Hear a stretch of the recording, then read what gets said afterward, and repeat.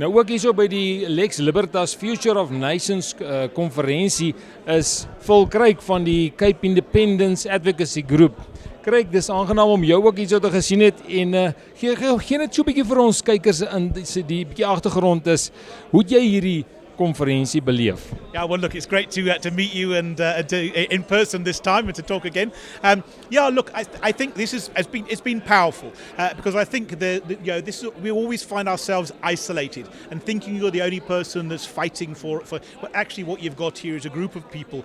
You are fighting for self-determination, fighting for control over their own destiny, and fighting to protect their peoples in the various settings that they find themselves. And it's been absolutely fantastic to see this international community from around the world coming together here in South Africa, recognising and discussing the problems that we face specifically here in South Africa, in the Western Cape and outside, but also how those problems also exist in the rest of the world and how we can learn together and stand together to help to fight them. Baie van die sprekers het gepraat vanuit hulle perspektiewe. Ons het sprekers uit Hongarye gehad, ons het sprekers uit Amerika gehad en hulle almal het iets aan die tafel toe gebring. Baie was vriende van ons hierso in Suid-Afrika, van die Afrikaner. Baie is vriende van Europa af. Hoe sien jy die wêreldse veranderinge en hoekom is dit belangrik dat ons nou juis in daai spasie inbeweeg, want as ons nie in daai spasie inbeweeg nie, gaan ons dit verloor. Yeah, no, absolutely. Look, I mean, I think the world is changing. I think we've had this period of crazy, whether you call it political correctness, I would call it that, but wokeness or whatever, where the world's gone a bit mad, and the natural order, we all understand that there's a natural order and this wasn't it. And in South Africa, that's been this centralized nation state, South Africa with its 12 languages, 4 ethnic groups, completely diverse historical and cultural traditions, forced together into one country where the majority in a centralised unitary state force their will down on everybody. It's a disaster, and of course it's been a disaster. And the world is starting to change because people are starting to kick back against that. Yeah, common sense is starting to prevail. Of course, I mean, we've seen obviously in the US we've got a very different political regime there.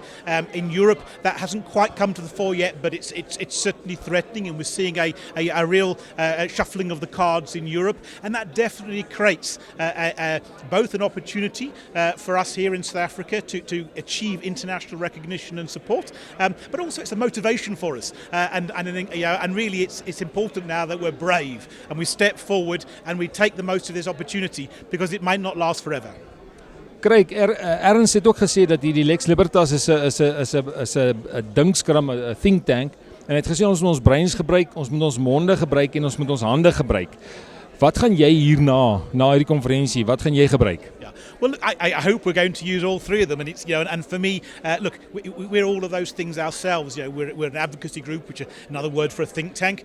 We try to lead in terms of thought, put ideas forward. But actually, if you don't turn those into action, they're a waste of everybody's time and money.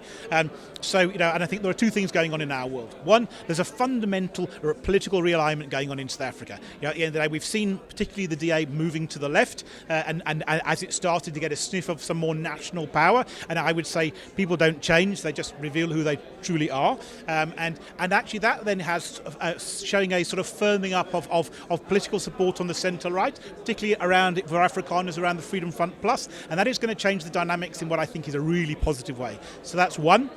And then we've been working for a number of years, but that's coming to fruition around legislation, enabling legislation for Section 235. Because for us, self-determination absolutely is the key. It's the one right that negates the power of the national majority. The national majority can decide everything apart from self-determination.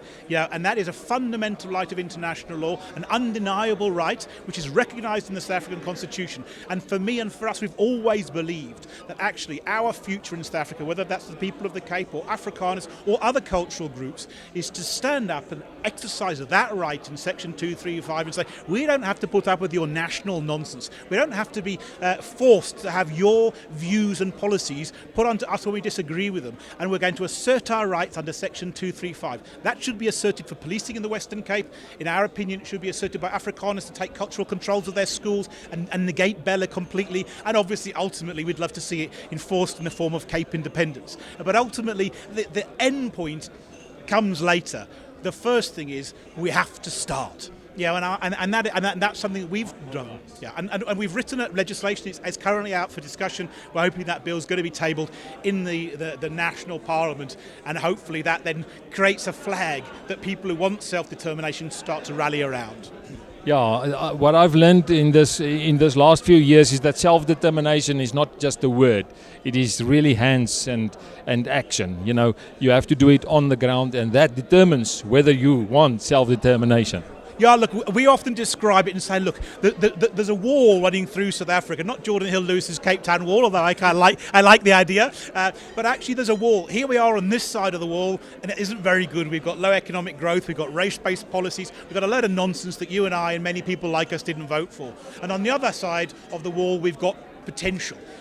And what self-determination does is it knocks a hole in the wall. You've still got to walk through it, you've still got to go on the other side and fulfill your potential. But actually, self-determination opens that door in the wall and allows us to go through from where we don't want to be to where we do want to be. And it's incredibly powerful. We need to recognise it more. We need to get behind this project or other projects, but it's absolutely the key to our future.